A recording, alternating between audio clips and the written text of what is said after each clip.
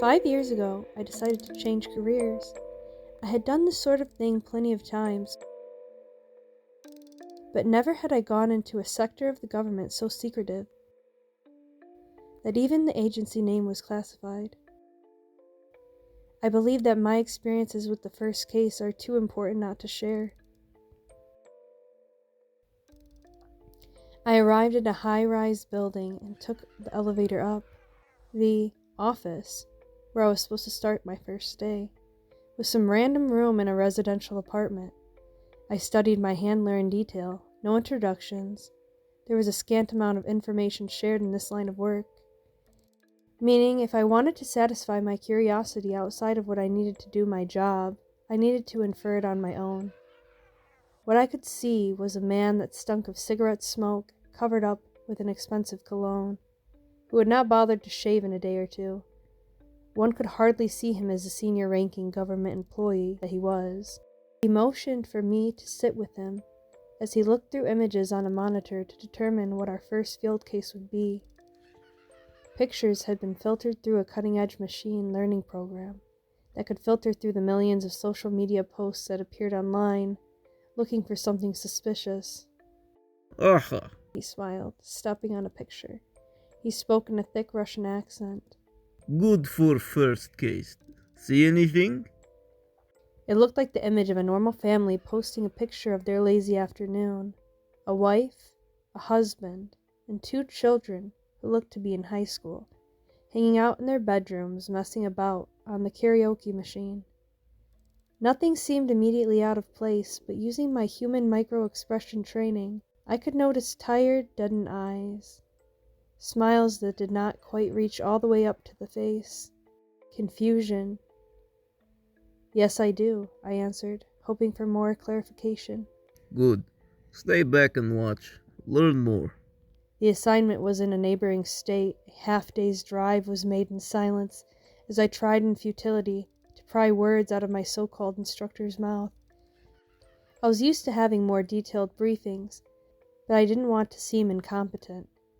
The opportunity to work for them, to know what happens behind the veil, was much too important. We arrived at their address. It was the middle of the day, on a Saturday, and they lived in a lovely apartment complex with plenty of mighty oaks covering the street on the way in. I made a note that their gray Toyota RAV4 was parked on the street, details my handler seemed to care little about as he marched directly toward the door. When he arrived, he rapped on the screen door impatiently, ringing the doorbell a few times for good measure. I traced the outline of my sidearm. The door behind the screen opened, and the curious face of the husband popped up behind it. Out of habit, I pulled out my wallet with my badge in it, ready to say the usual spiel. But I bit my tongue at the last minute. I was supposed to learn from my handler. Hey, He greeted them enthusiastically, with what little English he had. He opened the door and gave the husband a warm hug, walking into the apartment. we step in now. He stated, matter-of-factly. "Oh, Mike, what a surprise," the husband said. "Please, come in, we made cookies." I didn't know much about my handler, but I knew for a fact he wasn't called Mike. "Hello, Mike," the wife chimed, coming out of the kitchen and oven mitts. She had just removed a ceramic Christmas tree cookie dish from the oven. The husband gestured at us to make ourselves comfortable and sat down at the table by himself, where he proceeded to start picking at the cookies that had just come out of the oven. The 2 children sat side by side on the couch, transfixed by the television that was stuck on the ad channel, selling overpriced jewelry to the first caller. The bedrooms were down the hall past the living room. My handler walked in through the carpeted floor, quickly losing interest in the first open door when he realized it was the kids' room. The second door was the master bedroom. It was the exact room on the social media post from before, with a karaoke machine still set up on the left side of the room. The handler stopped and pulled out a stick of incense from his inner jacket pocket. Watch. He said to me. I nodded, busy blocking the wife from coming closer. Us walking back seemed to have caught her interest, though she seemed neither perturbed nor upset. My outstretched arm was preventing her from wandering into her bedroom. The sunlight came in from the window like a pillar, illuminating the grains of smoke that rolled off the stick of incense. He carefully observed the changes in the way the smoke flowed in the room, focusing hard on how it swirled.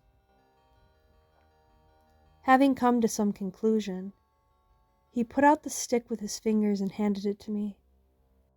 With a smooth motion, his hand went to the small of his back, where he pulled out a sawed-off double-barreled shotgun. He pointed it at the ugly Victorian wardrobe in the corner of the room and fired. The ensuing boom set off several car alarms downstairs. The shock seemed to knock the mother out of her reverie. Alarm crept to her face. "What?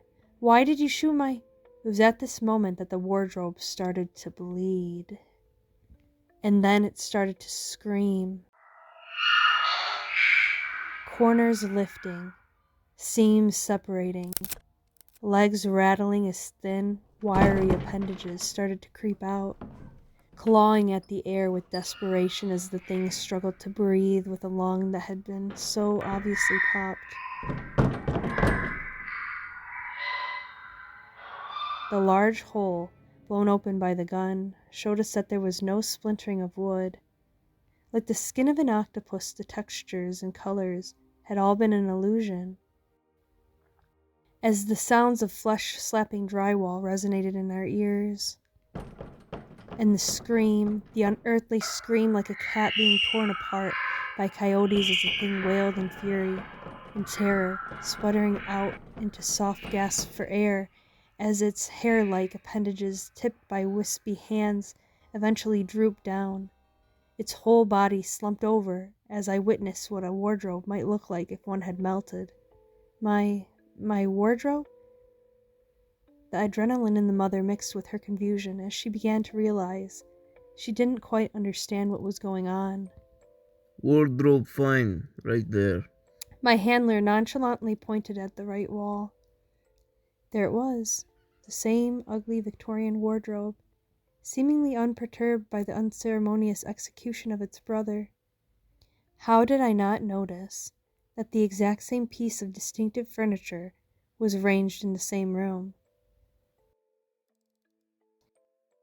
Off as it was, illuminated by the yellow lamp beside it, with identical crude brushstrokes of a family trying to DIY it, adorning its side.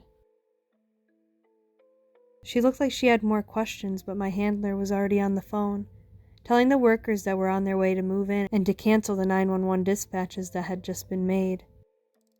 Soon, a swarm of forensic workers were on site, spraying away the stain on the wall and carrying away the corpse for autopsy. Utmost care was taken to preserve the bits of the body that were there, and to pick up every little piece to store in formaldehyde jars. Medics sat with each member of the family, testing their pupillary reflex and showing them cards with pictures on them. I watched them try to read them out, finding it fascinating how they managed to be a little off every time. Pomegranates became apples, ladders became stairs, coyotes became dogs, and so forth. "What is it? What does it do?" I asked my handler. He shrugged. My guess is like cockroach. He laughed heartily. I learned from chatting with the medics that whatever gas-based hypnosis the creatures used eventually caused brain issues.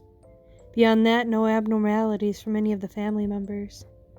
So why did it want to hide amongst people's furniture?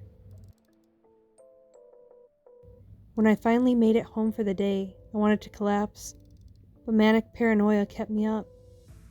Under the television was the glass cabinet that held an album. Years of photos stretching all the way back since I was born till the death of Kodak. I flipped through the old photos and felt my heart chill as I saw the same two nightstands on either side of my dad's bed. Me, and who I assumed was a neighbor's kid, were playing hide and seek, and my dad had snapped a picture on the summer's afternoon showing how poor our hiding spots were. On either side of the bed was the same piece of furniture, a generic IKEA nightstand. Could I be... No, IKEA sells a million of these. Besides, this looked natural, like it was arranged this way on purpose. Don't be stupid. But as I stared closer, I could see the carving I made when my little vandal self found my father's Swiss Army knife. It had scratched a little star shape on the corner of the stand, and almost hidden on the other side was the corner of that same scratch. Too identical for a child to have made independently. Completely identical. My father died before I got into high school from Alzheimer's. My whole childhood seemed like a blur from before I ended up in the foster system. What had it wanted? Check your houses. Check your friends. Check your parents and grandparents. Whatever it is these things want, we need to stop it. And I don't think we're doing enough.